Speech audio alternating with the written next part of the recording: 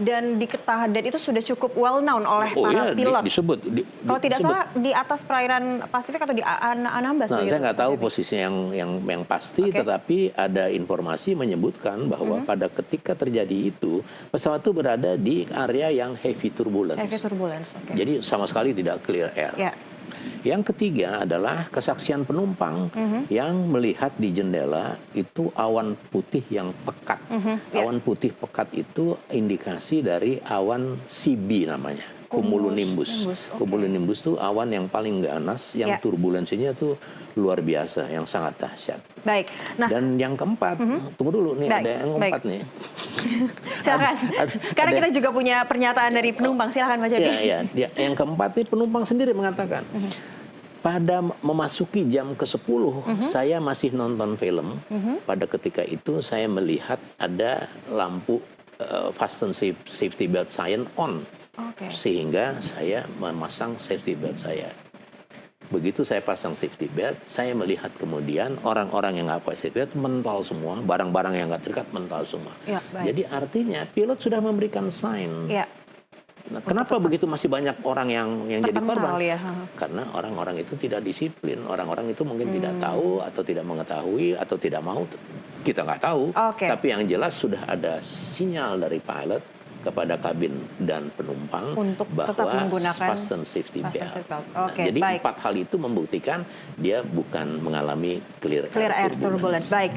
Nah, untuk tadi Pak Cepi sudah menyatakan itu pernyataan dari penumpang. Kita kebetulan juga punya videonya. Kita akan melihat pemirsa pernyataan dari penumpang yang menjadi salah satu penumpang dari SQ321 yang mengalami turbulence.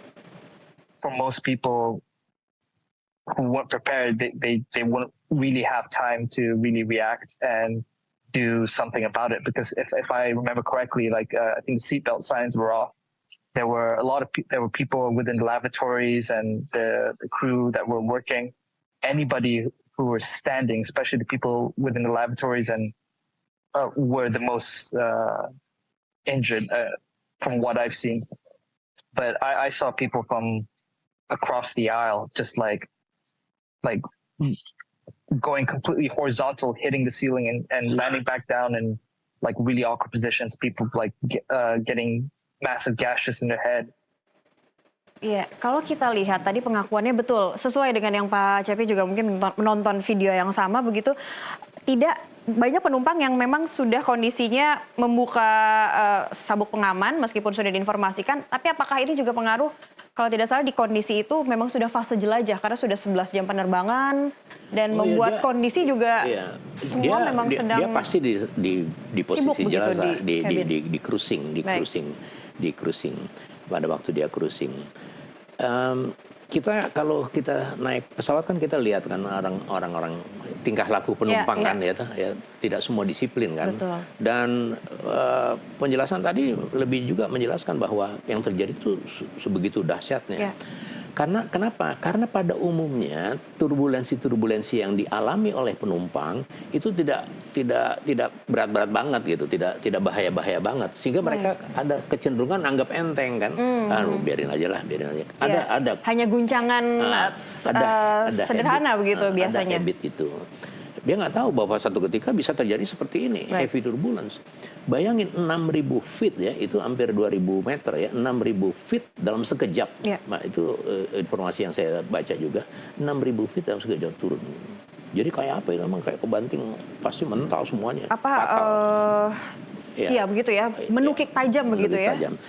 Tetapi kalau kita melihat persentase korban dan yang tidak korban, kan lebih banyak yang tidak korban kan, gitu. Lebih banyak yang mematuhi aturan, yang melihat bahwa yang disiplin bahwa kalau dia duduk dia fasten safety belt. Ya, pengetahuan penumpang juga sekarang tentang penerbangan juga mungkin sudah mulai meningkat karena tahu awan putih ini mungkin tanda-tanda akan turbulensi. Tapi penumpang nggak perlu lewat awan, ya, dia cukup mengikuti instruksi maka akan cockpit crew atau kabin crew. Baik-baik saja dia pasti sebenarnya. aman, pasti.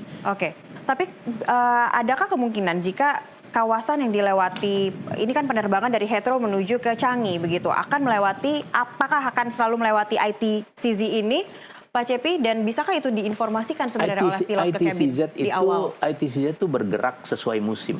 Kadang-kadang ke utara, kadang-kadang ke selatan, kadang-kadang ke utara. Makanya pilot itu kalau mau terbang dia harus lihat weather forecast. ITCZ itu di mana ya? Iya. Mereka kadang-kadang kalau yang jam terbang udah banyak, udah hafal kalau bulan begini tuh baik. pasti di sekitar ini. Tapi dia harus konfirmasi, oh di Iya, sini gitu. iya. Di sini. Dan antara pilot dengan pilot itu ada komunikasi juga. Dia kalau dapat weather jelek, nanti dia bilang sama temannya, nanti lo kalau sini ya, lewat sini ya. Hati-hati, jangan melintas. Kemarin gua kesini begini-begini. Oke. Jadi ada komunikasi, ada banyak sarana ya untuk bisa membawa operasi penerbangan tuh seaman mungkin. Baik, tapi kalau Indonesia ada tidak kondisi ITCZ seperti ini, Pak Oh, Cepi? di kan Khatulistiwa. Indonesia kan berada di ini di kecenderungannya Khatulistiwa. justru di ITCZ garis itu Khatulistiwa. bergerak naik turun di sekitar garis ekuator di Khatulistiwa. Jadi di Indonesia orang selalu mencari ITCZ di mana nih. Dan pilot-pilot yang mengalami turbulensi itu biasanya menginformasikan kepada teman-temannya. Oke. Ya, besok tuh terbang kemana, ke sana, hati-hati ya, dia di sini. Iya. Itu selalu ada di komunitas para pilot. Baik. gitu.